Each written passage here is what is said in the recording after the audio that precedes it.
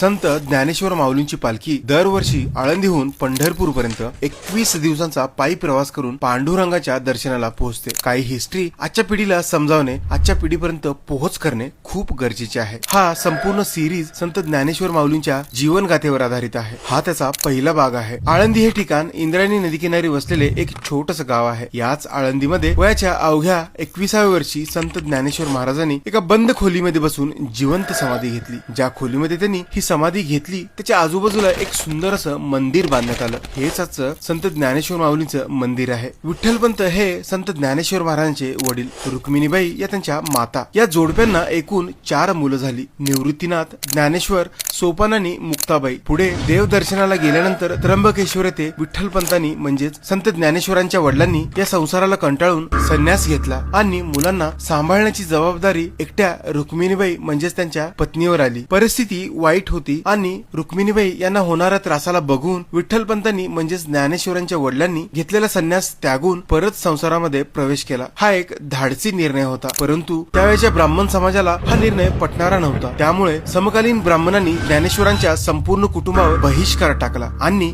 त्यांचा छळ सुरू केला। संत ज्ञानेश्वरांनी या बहिष्काराला दुर्लक्षित करून स्वतःला वेदांच्या अभ्यासामध्ये झोकून दिलं। एकदा असेच पैठणमध्ये प्रवास करीत असताना काही पंडितांनी संत ज्ञानेश्वरांची परीक्षा घेण्यासाठी त्यांना चिडवण्यासाठी एखाद्या प्राण्याच्या मुखातून संस्कृत वदवण्यास सांगितले आणि आश्चर्य म्हणजे ज्ञानेश्वरांनी चक्क एका रेड्याच्या मुखातून ज्ञानेश्वरी वदवली।